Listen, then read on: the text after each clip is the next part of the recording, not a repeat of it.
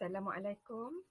Hari ini kita akan belajar tentang subtopik 8.2 jadual berkala unsur moden.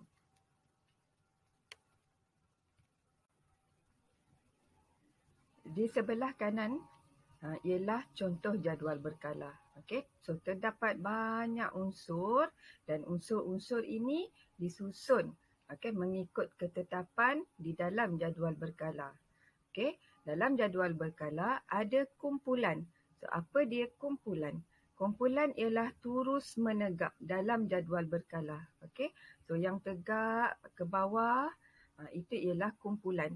So dalam jadual berkala ada 18 kumpulan. Okey, selain daripada kumpulan ada juga kala. So apa dia kala? Kala ialah turus mengufuk. Okey, mengufuk ataupun mendata. So unsur disusun dalam baris mengufuk. So dalam jadual berkala ada 7 kala. Okey, dan ada unsur berasingan yang diletakkan berasingan iaitu siri lantanida dan siri aktanida. So apa dia siri lantanida? Siri lantanida terdiri daripada unsur nombor 57 hingga 71 dan siri aktanida terdiri daripada unsur daripada nombor 89 hingga 103. Okey, siri lantanida kita boleh tengok yang unsur pada warna pink dan siri aktanida unsur warna purple. Okey, yang berada berasingan. Jadual berkala apabila macam mana unsur disusunnya? Unsur disusun mengikut nombor proton. Ya. Okey, unsur disusun mengikut tertib menaik nombor proton daripada kiri ke kanan. Okey, daripada kiri ke kanan dan apabila dah habis bahagian kanan dia akan turun ke bawah. Susun lagi daripada kiri ke kanan. Okey, so apa dia nombor proton? Nombor proton ialah bilangan proton yang terdapat di dalam nukleus sesuatu atom. Jika kita lihat pada gambar, cikgu dah bulatkan di situ bahagian nombor 6 iaitu unsur karbon, nombor protonnya ialah 6. Okey, kalau natrium, nombor protonnya ialah 11. Ferrum, Fe ialah ferrum, nombor protonnya ialah 26 dan nombor proton bagi kalsium ialah 20.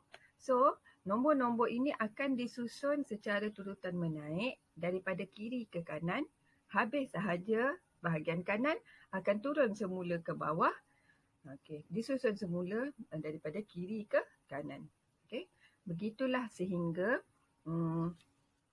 penuh jadual berkala. Dan apabila kita melihat jadual berkala, apabila merentasi kala dari kiri ke kanan, sifat fizik dan kimia berubah secara beransur-ansur, iaitu yang pertama, sifat logam berkurang dan sifat bukan logam meningkat.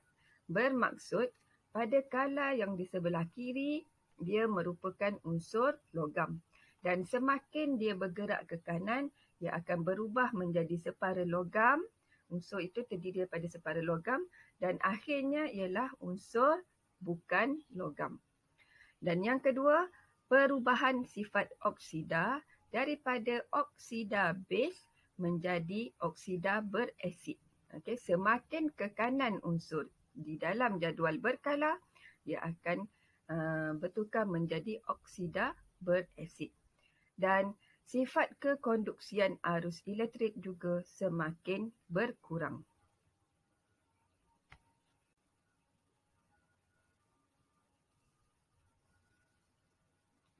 Okey, bagaimanakah susunan elektron unsur?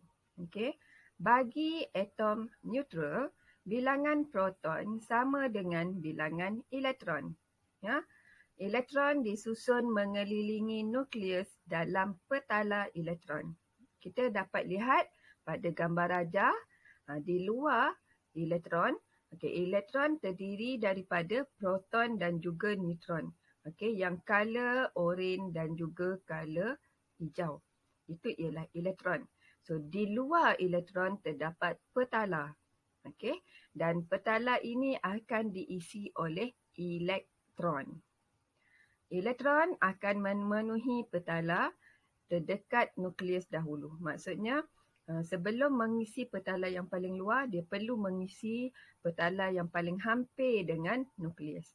Okey, pada syaratnya ialah pada petala pertama, iaitu petala yang paling hampir dengan nukleus, terdapat 2 elektron.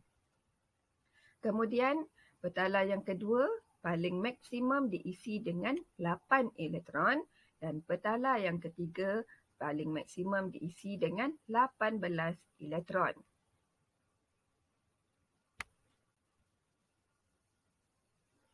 Okay, pembentukan ion positif dan ion negatif.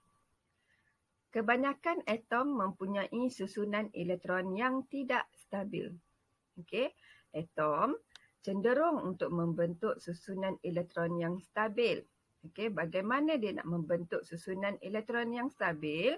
Iaitu dengan dia akan membentuk ion apabila ia mendermakan elektron pada petala luarnya. Okay. Ion positif terbentuk apabila atom unsur logam mendermakan elektron. Atom logam biasanya dia ada berlebihan elektron. Maka dia mendermakan elektron. Okay, jadi dia akan membentuk ion positif. Dan ion negatif terbentuk apabila atom unsur bukan logam menerima elektron. Okay, maksudnya atom unsur bukan logam ini biasanya akan kekurangan elektron. Maka dia menerima elektron daripada luar dan ini akan menyebabkan dia menerima ion negatif. Dia mempunyai ion negatif. Contohnya, atom magnesium mempunyai 12 elektron. So, apabila kita membina petala atom magnesium, kita akan melihat dia terdiri daripada 282. Okey. Jadi, untuk atom magnesium mencapai susunan elektron oktet yang stabil, dia akan mendermakan 2 elektron daripada petala terluarnya. Maka ion magnesium tadi dia mempunyai 2+. Okey, ion magnesium 2+. Kerana dia telah mendermakan 2 elektron daripada petala luarnya. Dan contoh untuk bukan logam ialah atom fluorin. Dia mempunyai 9 elektron. So, atom fluorin ini ingin mencapai susunan oktet dan dia akan menerima 1 elektron daripada petala terluar. So, dia akan menjadi 28. Susunannya 28.